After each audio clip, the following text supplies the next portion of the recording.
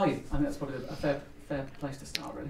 Well, I think we're all disappointed and frustrated. Certainly where we are in the league. I think even given the injuries and the suspensions and even some tough decisions that went against us in terms of games, I mean, I don't think we would envisage that we'd be in the predicament we're in, if truth be told. But the great thing about football is it gives you an opportunity to address that, and for everybody that's wrote you off or been negative about yourself or players or whatever, then it gives you a chance to turn that on its head, as we've done before, and that's what we have to look to do. We're under no illusions that we go to a game at Blackburn live on Sky and shown worldwide.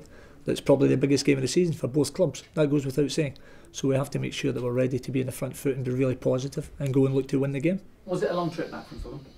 Yeah, I mean, I don't think the performance was bad at Fulham. I have to say that. I mean, the margins are so fine, and but again, a couple of individual mistakes cost us dearly in the space of 30 seconds, and that then, as we all know, goals change games.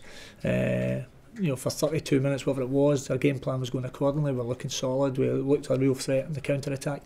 Could have been in front, but we weren't, and that's the margins. You have to make sure you come out the right side of them. All too often we haven't to this point, but we know that we've got players capable of doing that and turning it on its head, and that's why we've got to look forward and be positive and really go and look to win the tough game. The game we play, we try and get you to say things that we want you to say. I mean, after that game, I was a little surprised you talked about Dedrick and the way you talked about him. Was that because of the frustration of having worked for a week on a plan that then fell apart?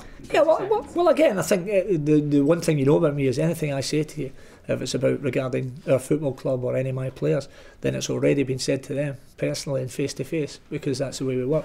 What it was is, as you've mentioned before, it just alluded to it earlier, an individual mistake creeping in here and there. And the thing about it is, it's mistakes that are avoidable. If somebody ultimately comes and beats you because they have supreme quality, and which is capable of happening in this league, then you can accept that. But when it's self-inflicted, then that's hard to take, given, as I say, the circumstances and the fact we're looking to win those games and get those points and put a smile on the fans' faces. We had 600 fans there on Saturday, James, that paid good money on a bitterly cold day to travel to London. They worked hard all week. They don't earn anywhere near the salaries that everybody at the football club, certainly the manager, staff and players and everything else do, but they spent hard-earned money, and I want to get a smile on those people's faces, and the way we're doing that is by winning games. And I think we gave enough effort and everything else. We just need to get that little bit of quality to take us through, stop an individual mistake, and if we do that, we'll win games, start moving up the league, and it'll be a different picture. You want fighters, can you look around that dressing room and think there are people I can rely on there?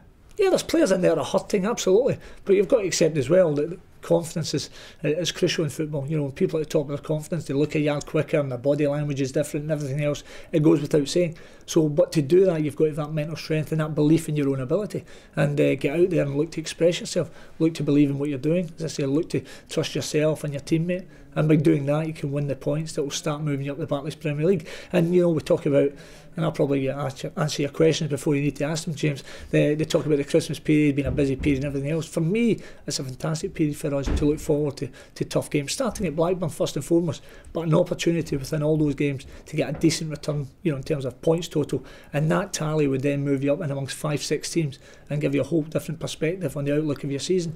But the talking has to stop. We have to go and deliver on the pitch and pick up those points.